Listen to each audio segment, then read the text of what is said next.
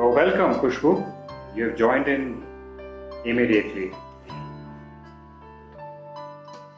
You've joined in even before the poet.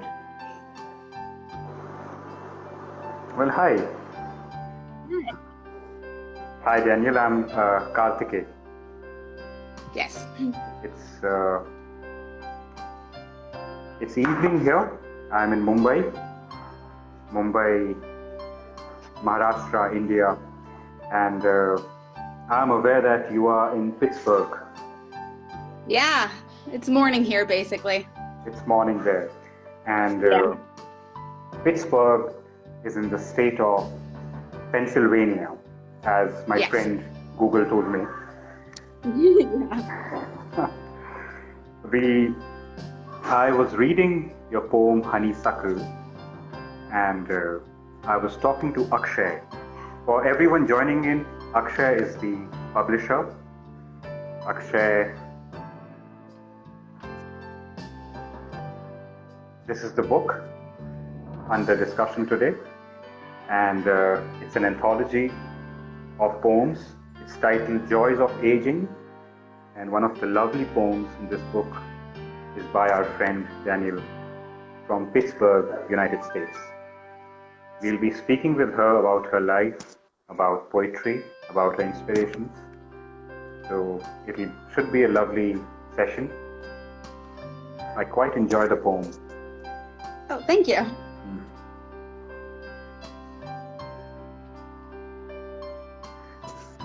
We have 5 viewers already, and we have Amita Sunthalia, Ravi Sunthalia, we have Khushbu.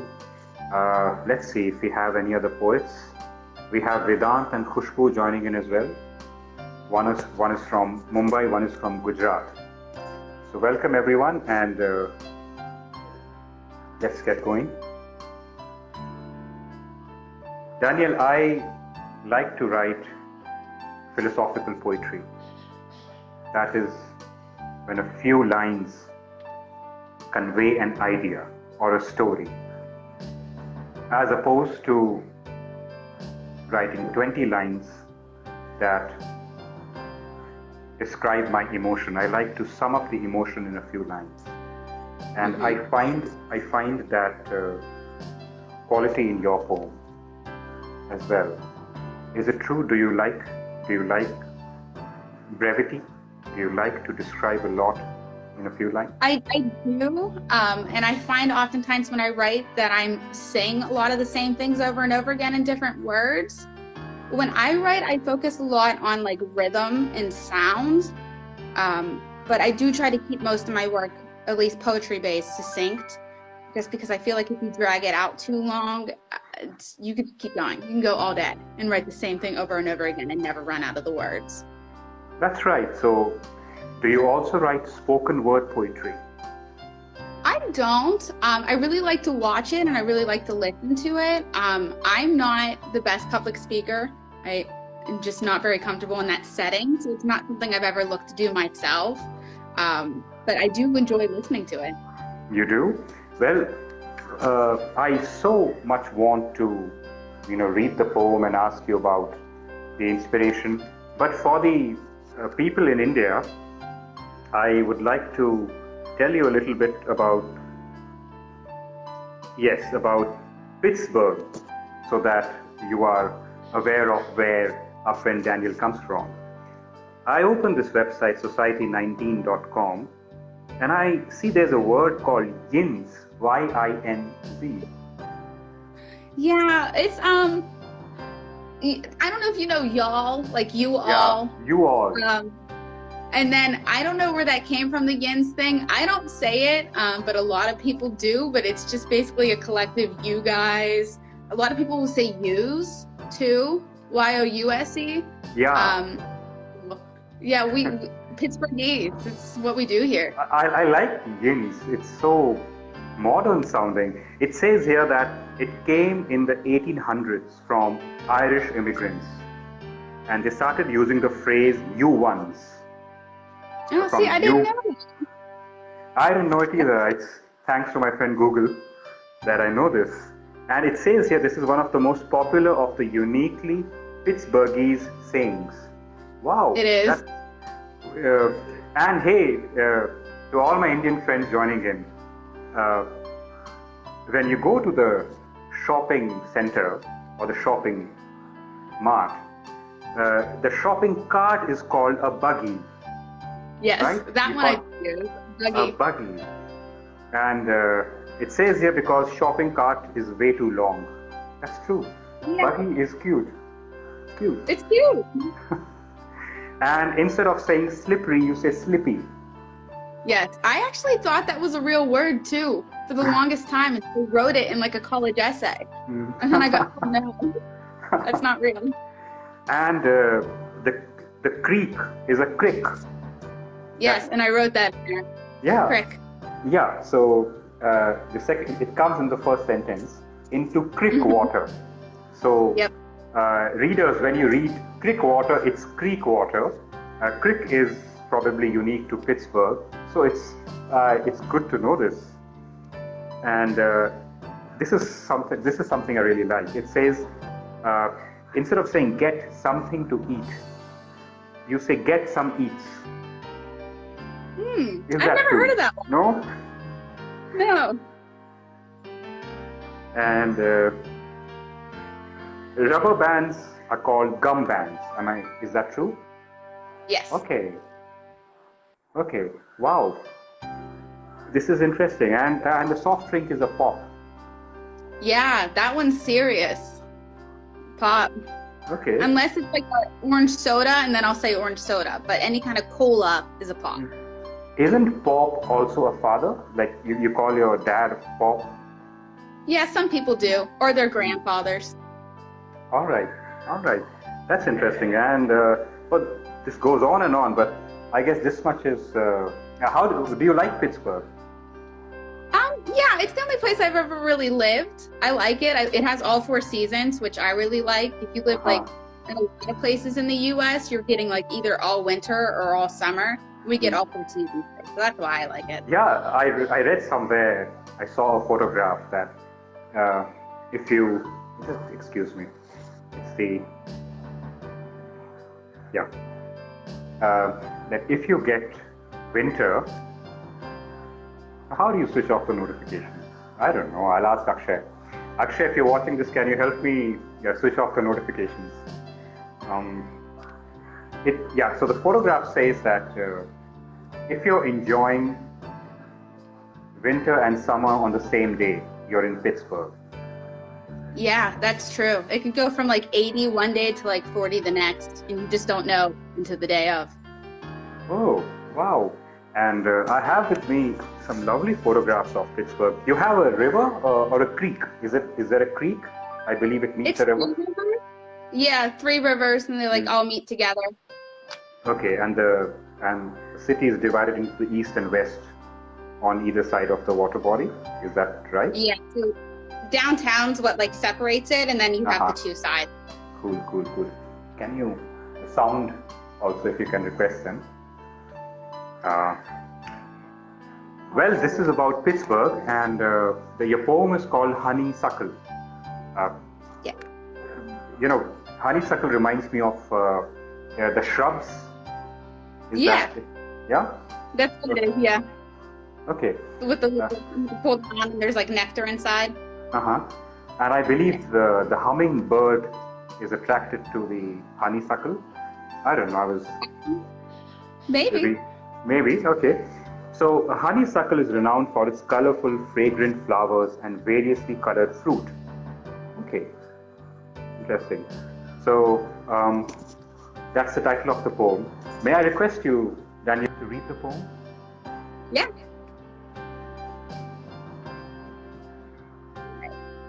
We slipped on the rocks, blood flowing into creek water. Our shoes, the only ones we could afford, sat dry in the grass.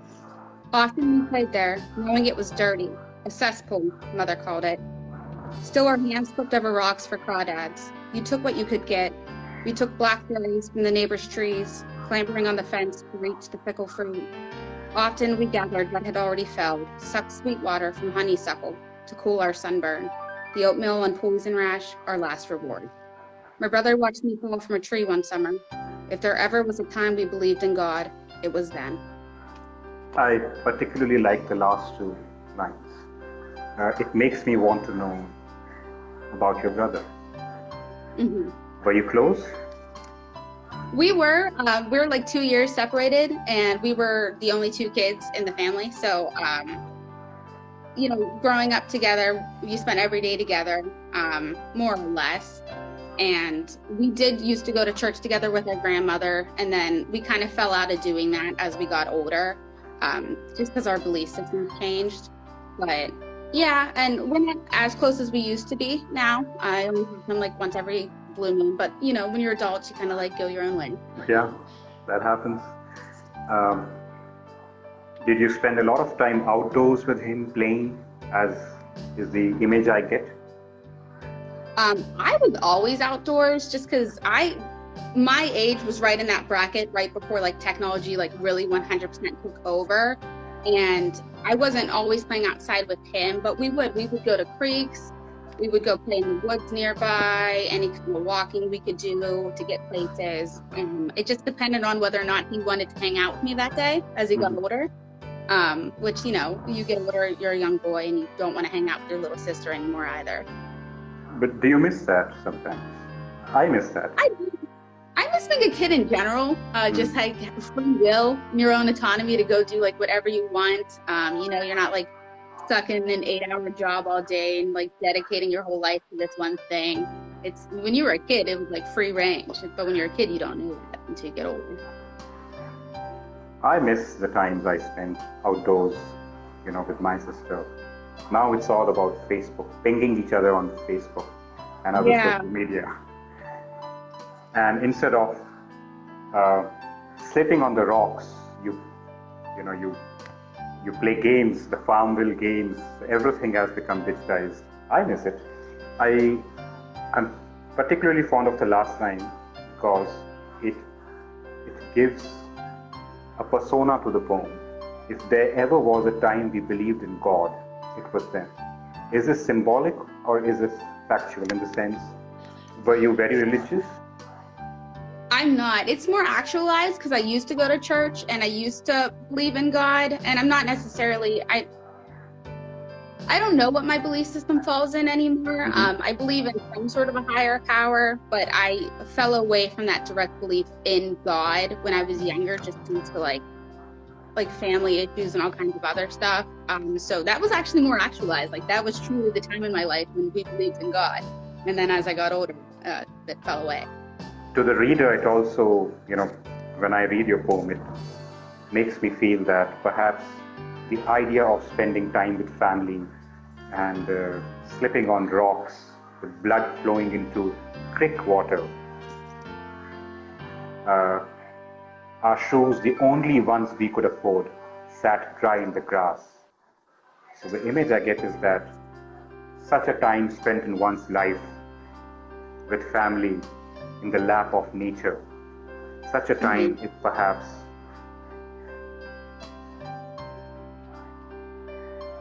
symbolic of godliness, symbolic of divinity.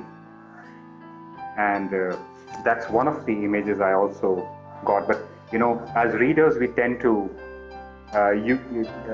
look at things from our own experiences, from our own thought processes. Yes. Well, I want to go deeper into the poem, but here I will talk about the book. This is the book, Joys of Aging.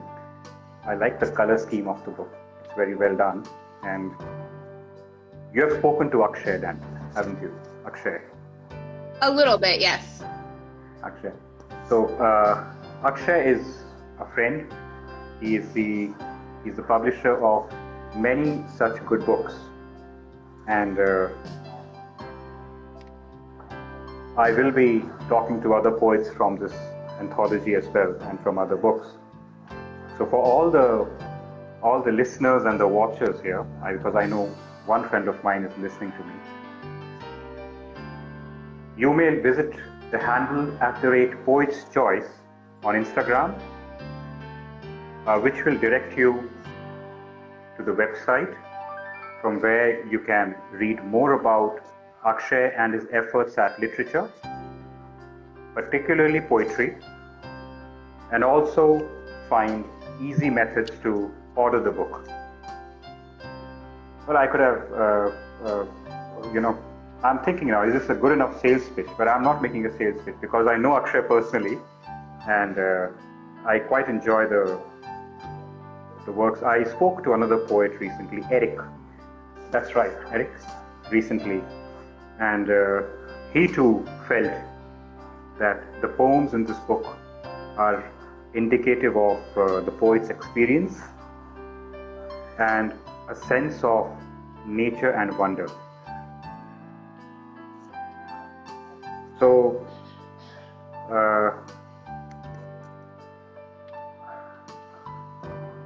now where is the motto? Where is the motto? I believe I had something for Poet's Choice. I'll just look it up. There's a line that you say, the motto of Poet's Choice. We are the bankers. We are the bankers of? Your soul. We are the bankers of your soul. Quite nice. Quite nice. Dannielle, back to the poem.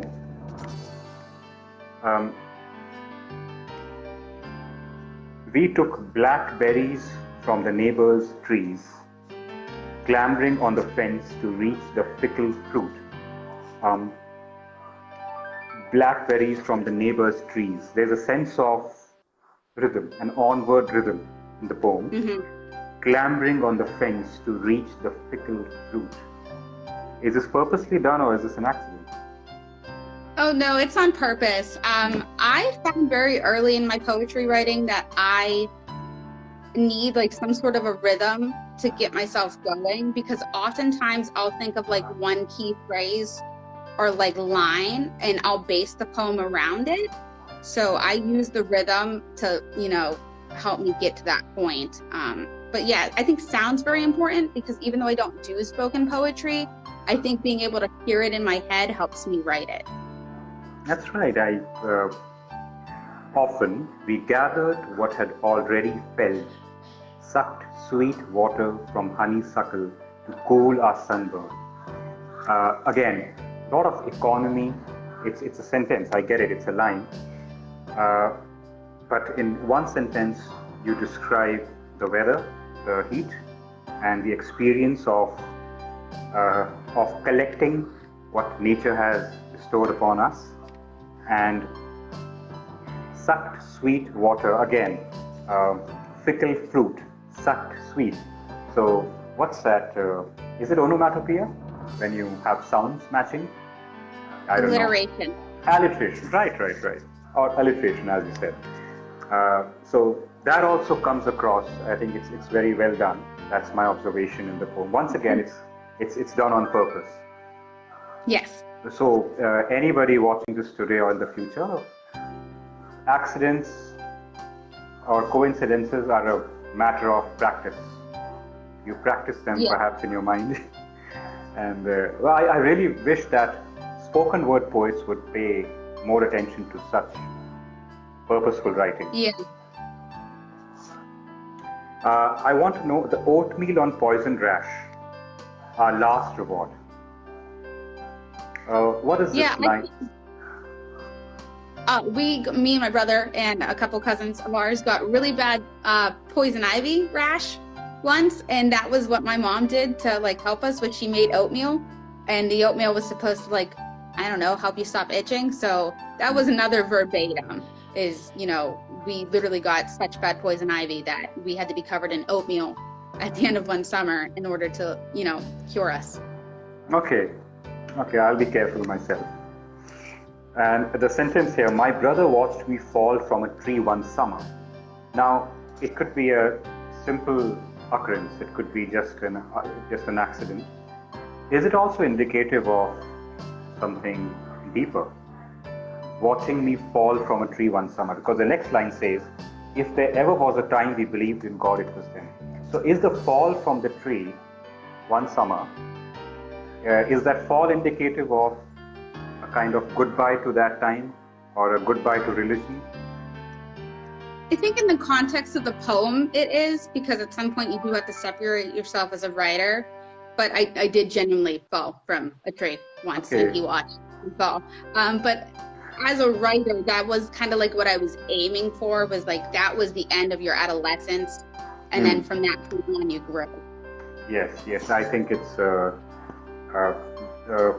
I'm glad I'm bringing this out. It's just that I feel poetry should be appreciated, and the poet's thoughts should be brought out for everyone to understand. I think it's a lovely line, and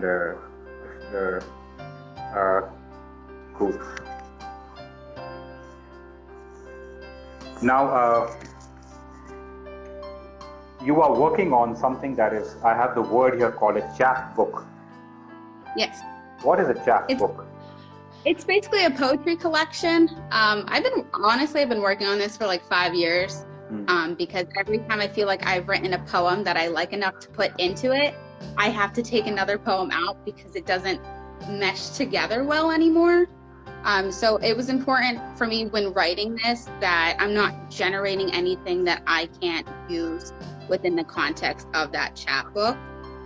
Because honestly, a lot of the poems I've taken out were poems that I wrote like while in college and before I found my voice, I feel, as a writer. And I'm getting a little bit better at, making things that work together to tell a more holistic story. So the context of this poem was that my chapbook is broken into 3 parts, basically like adolescence, and then, like middle of your life, and then as you get older, or, 3 changes in your life where you mark how certain like events changed you. So that's in the beginning of my chapbook. The way I have it placed now, it's still not done yet. It'll probably never be done. But why do you say that? Why do you say it'll never be done? I think it's because in my head, whenever like I look at chapbooks, they're like a certain length, and I'll read other chapbooks and I'm like, oh, this is so good, and it always tells a theme. And I don't know if mine does that yet. Because, when you're writing by yourself and you don't have other like input, it's very easy to get down on yourself. That's true. That can happen. Yes. It says here that this poem, that is Honeysuckle, steers away from a majority of your work. Is that true? It does. And I still do it. I write a lot of rural themed poems, like on farms. I've never lived on a farm.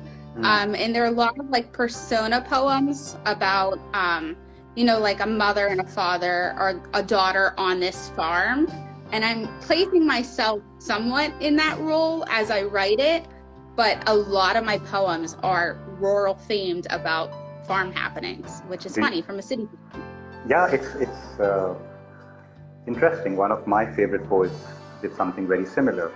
He wrote about a city or a place without ever having stepped foot. He never visited that place, just from his imagination. So, do you have any rural poems or farm poems currently with you? I don't have any currently with me, no.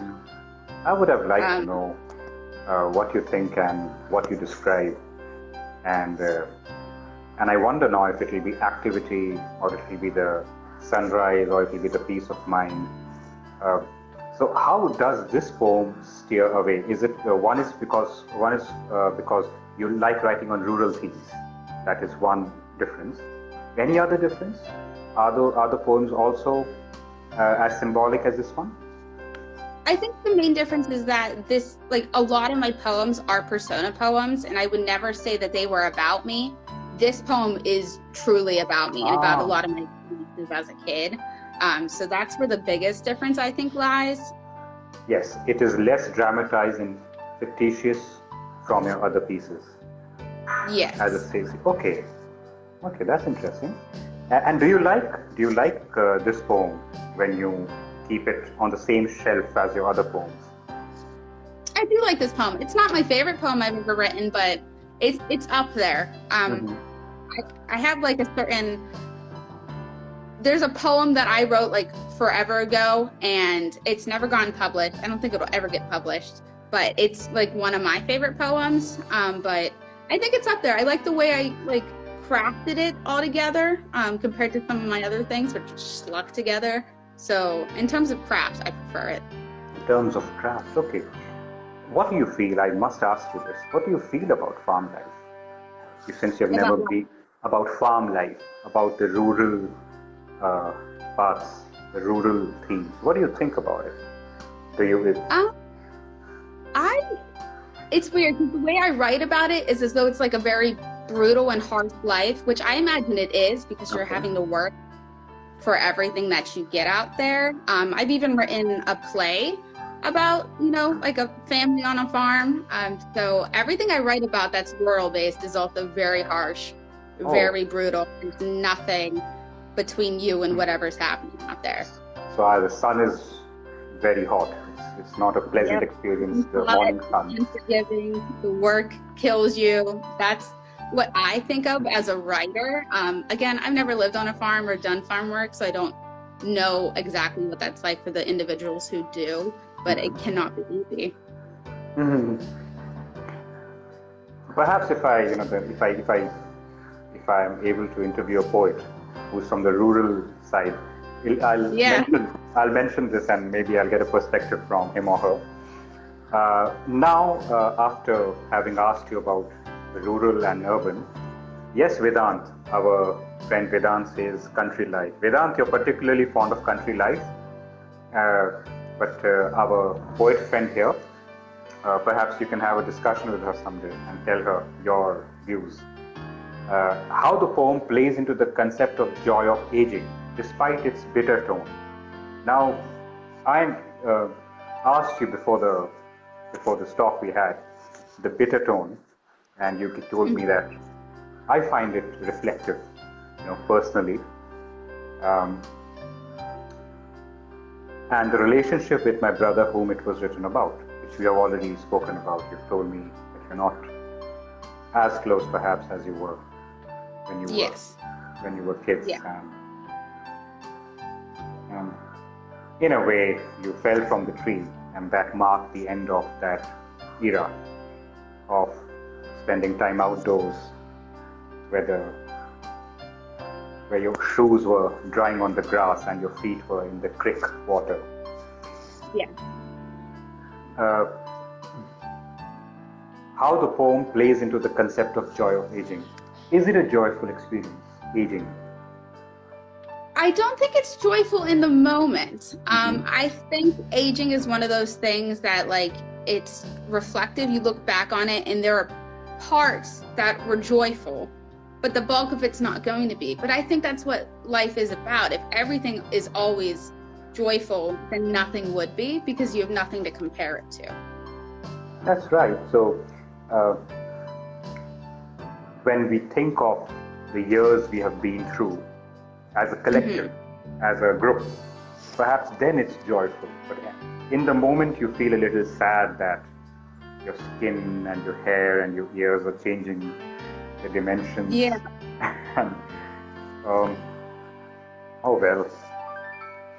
I spoke about this point to our friend Eric, who's another poet, whom I interviewed day before yesterday, and he mentioned about looking into the mirror. One fine day you look into the mirror. That's a very stereotypical way of finding out about your age. When you look into the mirror and see the changes. And as you said, it can be, in the moment, it can be a not so pleasant affair. Yeah. Does aging have to do with the quality of time you have spent, or the soulful things you have done? Basically, soulful things are defined as things you have the talent for. For example, this book and the chapbook you're working on, will it make your experience of aging a pleasant one? Do you think that's how it works? Where does the pleasantness come from?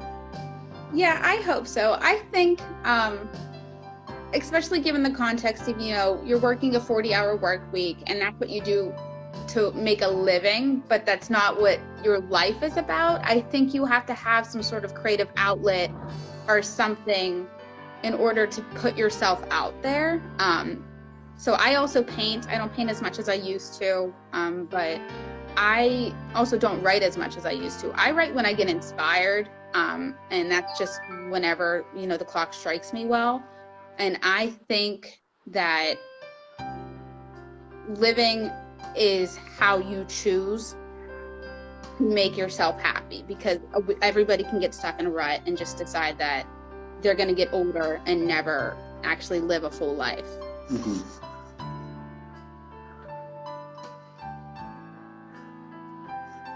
There was a slight lag, yeah. I got you now.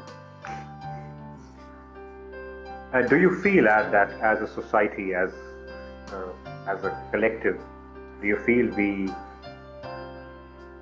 are doing that? We are living our life as you say, or do you feel that? I don't think so. I also think there's just such a stigma around getting older, where like these milestones in your life where they'll say, if you haven't done this by this age or this by this age, then you might as well just give up. So I think there's such a stigma around aging that a lot of people will never get to that point because they have to put themselves on a timeline with what these societal guides are, and when everybody should be growing on their own pace. Okay. So it's a kind of a rat race. Yeah. Okay. And are you a part of that rat race? Are you? Oh, absolutely. Yeah, you can't not be, I think, because at least for me, like, you see people you went to like high school with or college with, and they're succeeding in their own ways, and you're like, oh, that's awesome for them, but when's that going to happen to me? So it's hard not to put yourself in that position. It is.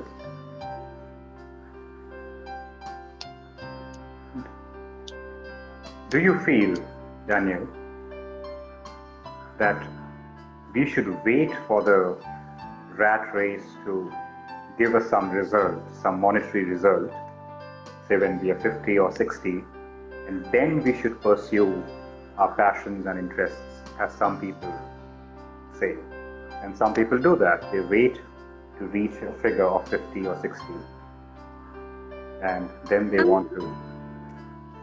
I don't think so, because I never think I'm going to get to that point in my life where I'll be able to like comfortably retire and then just use whatever cost I have to pursue whatever dreams. I think for me, just because even when I went to school for playwriting, I knew it was never something that I was going to make a career out of per se.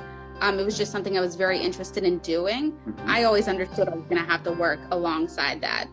So if I were to wait until I was done working, chances are I would never have the chance or the energy or the inspiration to do any writing.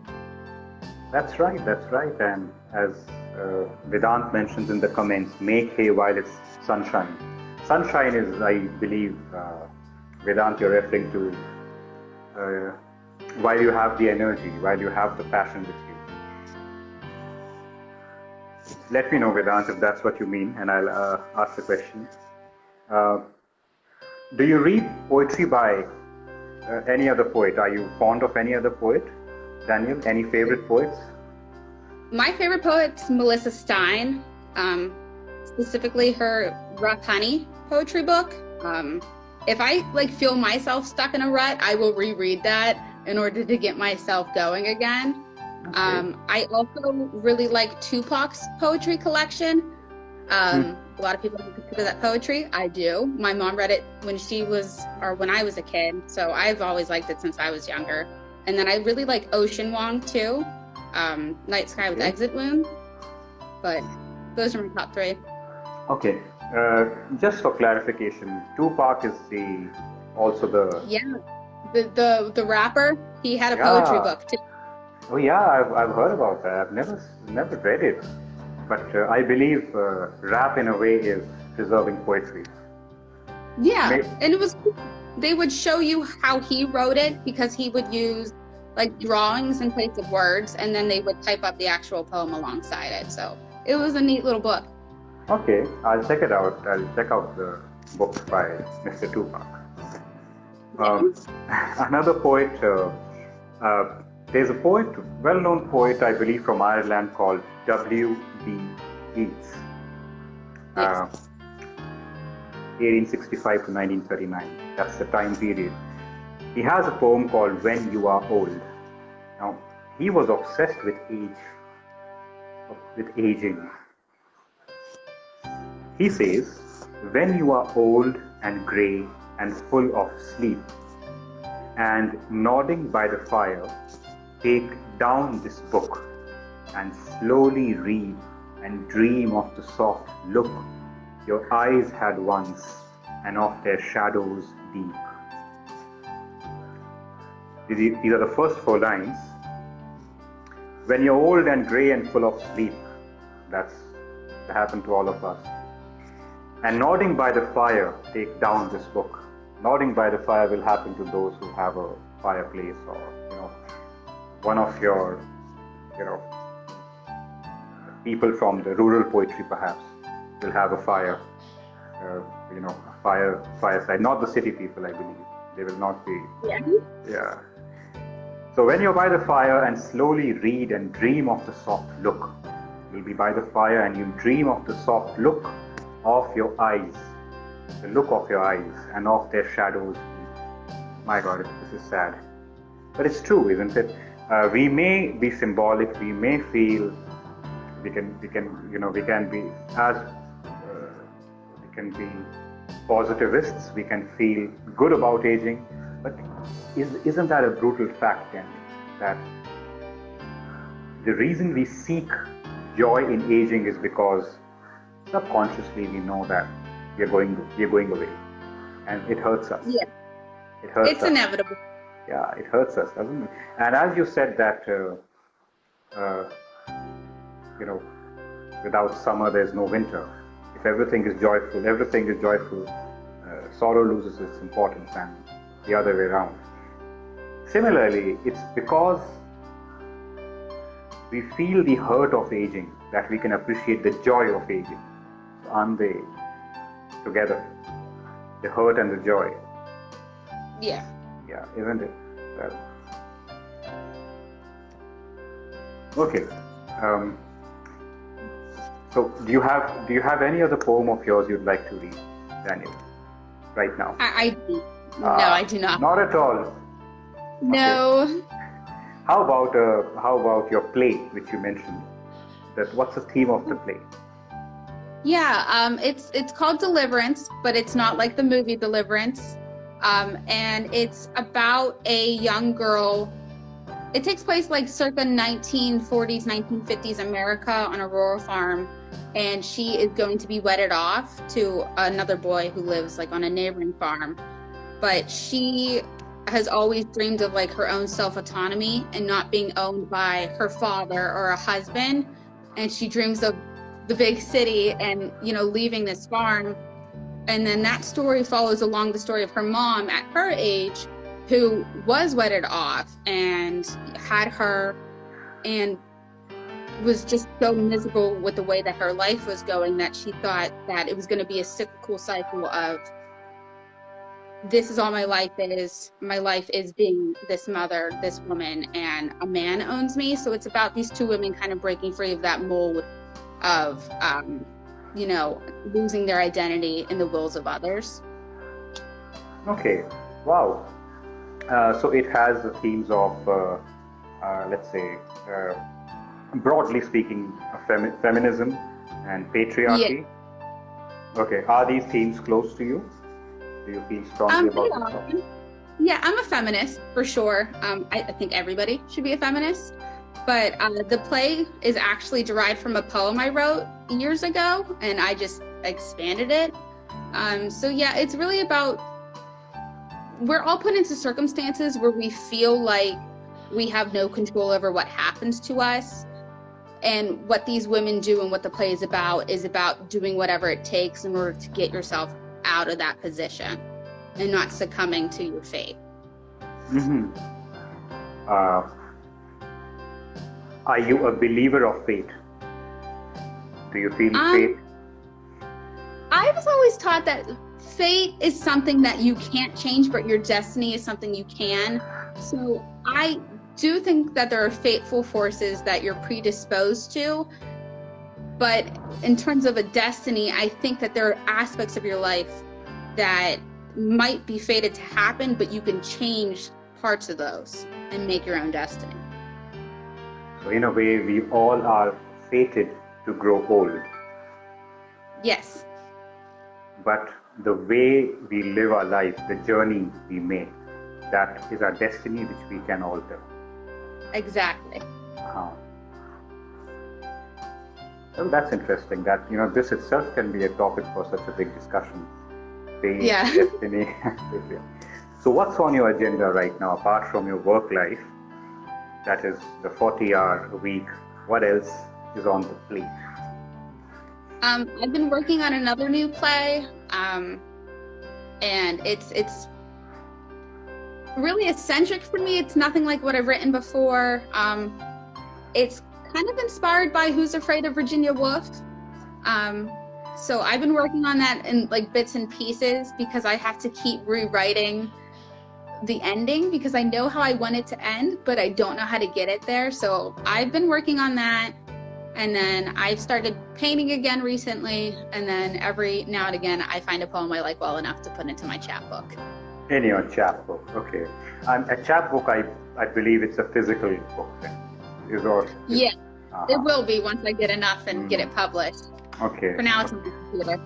For now, it's a digital book. Yep. You're writing it. Okay.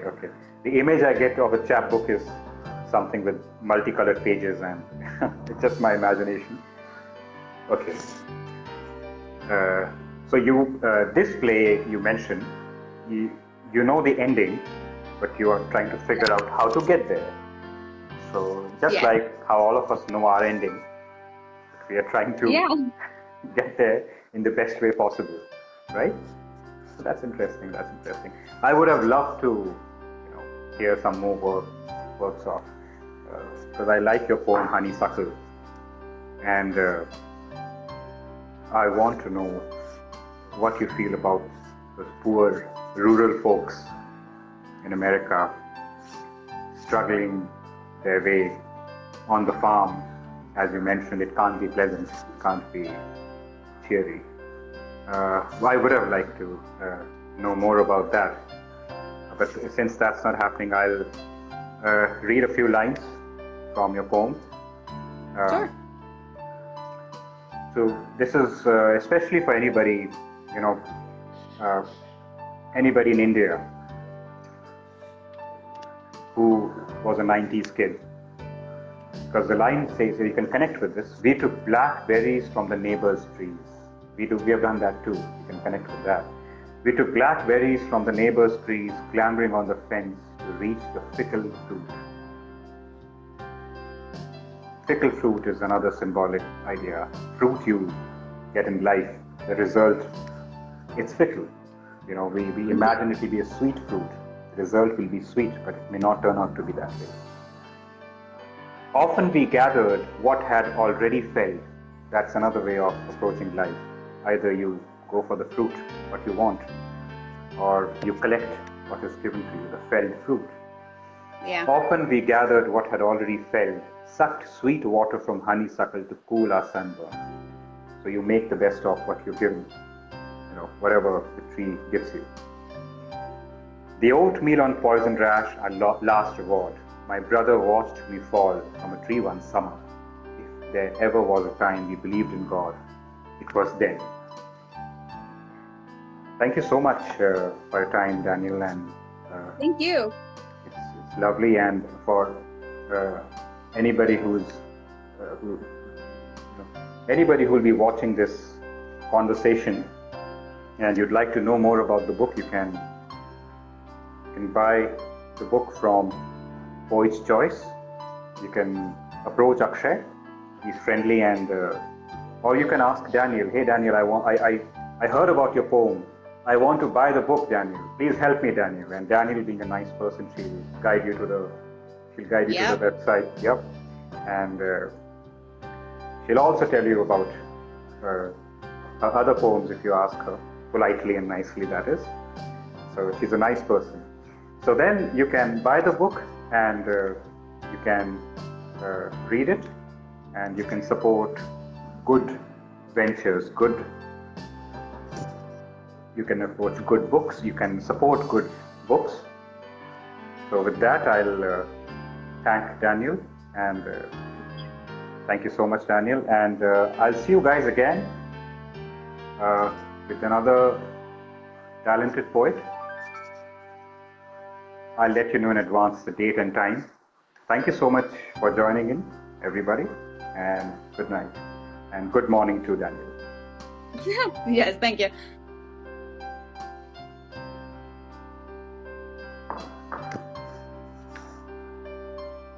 Oh, I'm a patient man. I'll, of course, since I'm hosting, I'll wait for others to, say goodbye first.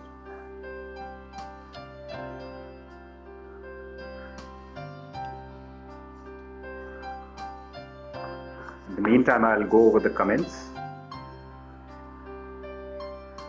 Vedant, you have written Memento Mori Kartike, we are food for worms. True. I just don't remember Memento Mori, Vedant.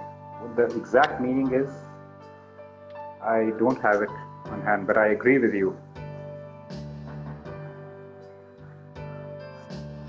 It's so funny, just when we are ending, we have somebody called arrivals_departures joining in. Yes, Vedant, since life is so short, we have to just do it. True.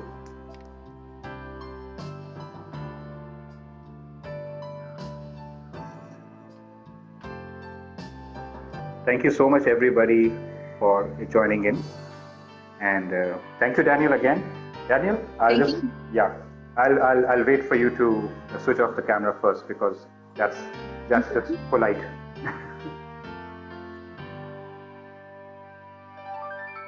Okay. Thank you, everybody. We for people here. Thank you for joining in, Mr. and Mrs. Kalia, E.Terry, and Jardis. Don't know how to pronounce that, but here's a way for all of you. Thank you for joining in, and see you again. Good night. Good morning. Another class. Okay, good night.